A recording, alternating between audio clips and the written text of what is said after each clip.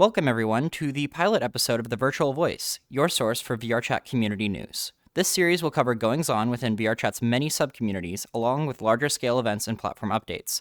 Please keep in mind that this is the first episode of the series, and I'm still working on the process of curating and covering stories, so the news might be a little light today. However, if you're interested in having your project or community featured, make sure to watch till the end to find out how you can get involved. Before I get started, I'd like to make it clear that TVV is not funded, operated, or endorsed by VRChat, and will not accept sponsorships or donations in exchange for coverage.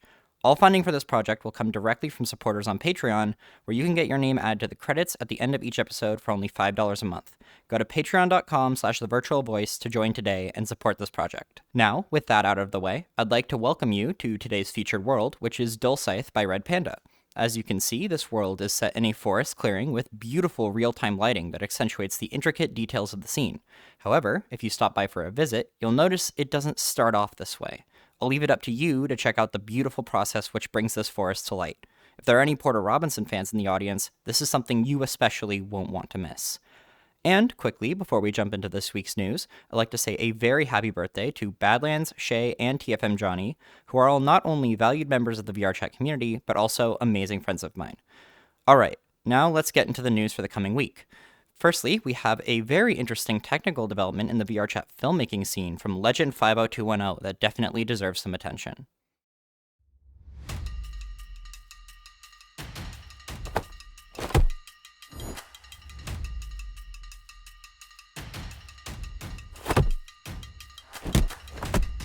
Hello, my name is Legend 50210. I'm an ambitious VRChat filmmaker who has taken on the role of discovering the secret to latency and fight choreography. It's been a very big hurdle, a lot of months of research that went into being able to create what we have today.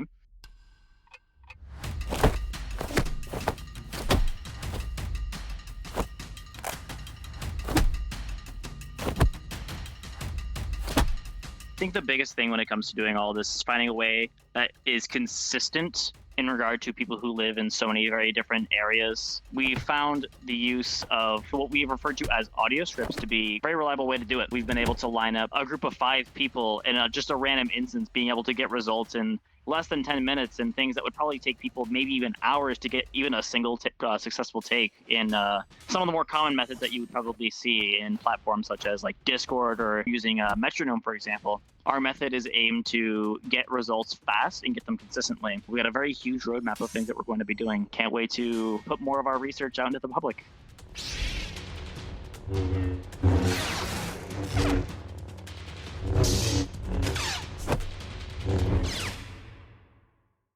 Now, although that was incredibly impressive, I'm no filmmaker and can't say much myself about how impactful this development will be.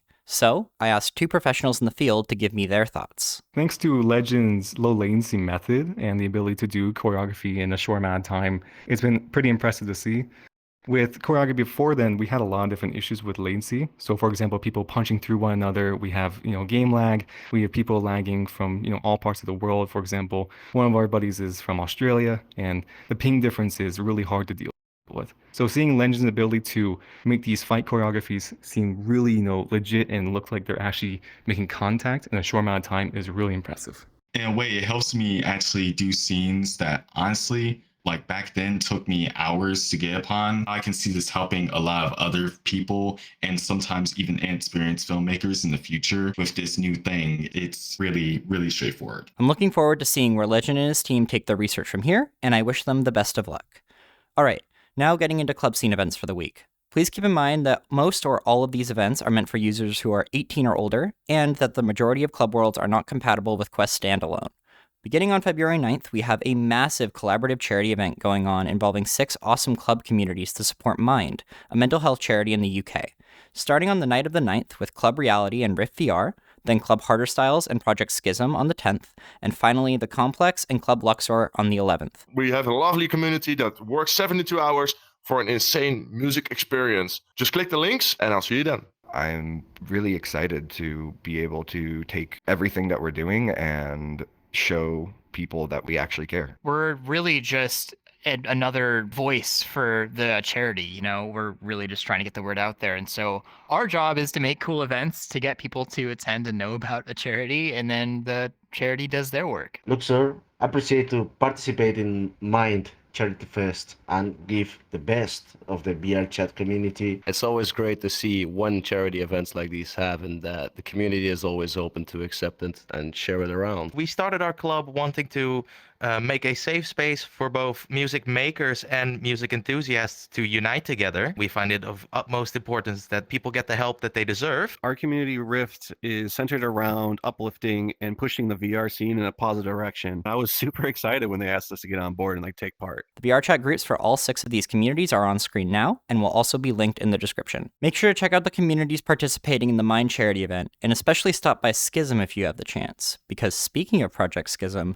their participation in the Mind charity event will also be the release of their new world, SCHISM 2. It's been something I've been wanting to do for a long time, but really just set the time aside and let my mind kind of go wild with what the possibilities of SCHISM can really be. This club and this community are so important. They're such a large part of my life, and I'm so excited to take out the old and bring in something new, something interactive, something nobody's ever seen in this space before, and make a place where people can feel at home. Thrill has been working incredibly hard to make this release happen, and from what I've seen already, it's absolutely going to pay off. Make sure to check them out. For our next story, on February 10th, we have a Vapor Valentines, a charity event hosted by Bubblegum Replicant in support of Trans Lifeline. If you're looking for aesthetic, this is absolutely the place to be.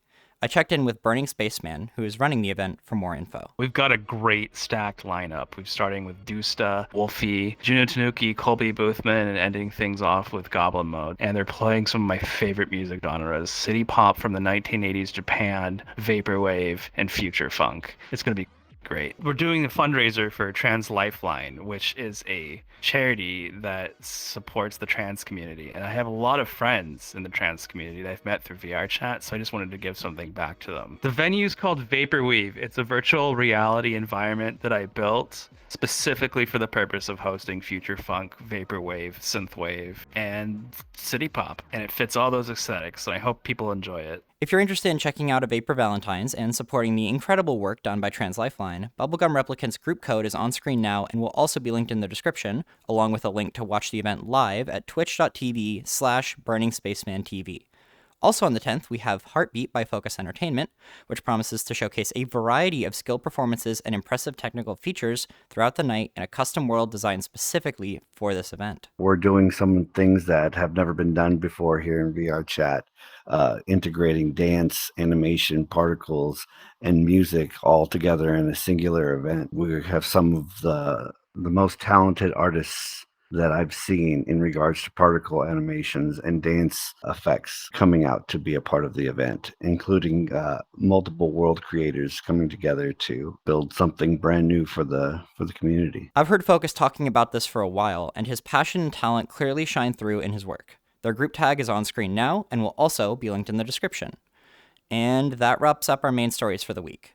Now, before we end off, let's check out this week's Community Spotlight. Beatsen is a continuation of an old community we had on a now defunct platform. Myself and Rue have been part of that community since 2018. This is Totsi, owner of Club Deviate and member of a long-standing virtual club community now known as Beat Syndicate. Oh, and as for that defunct platform, well, allow me to introduce you to Wave XR.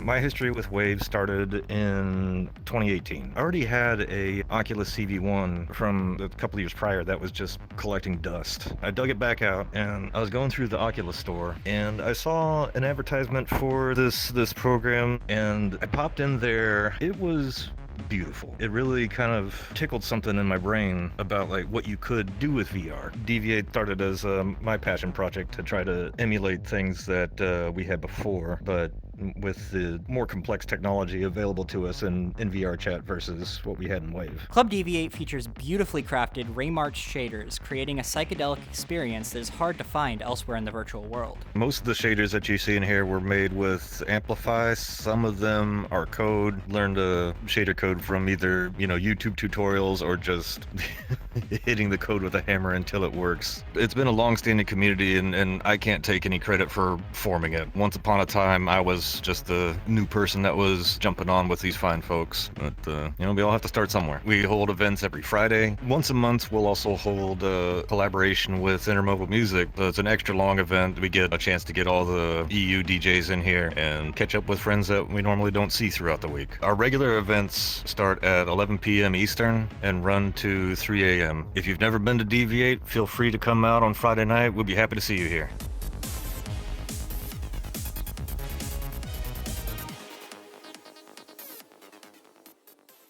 And that concludes this week's VRChat community news. If you run an event, project, or community that you'd like to see covered in future episodes, click the link at the top of the description or go to azeel.me/tvv to contact me about it.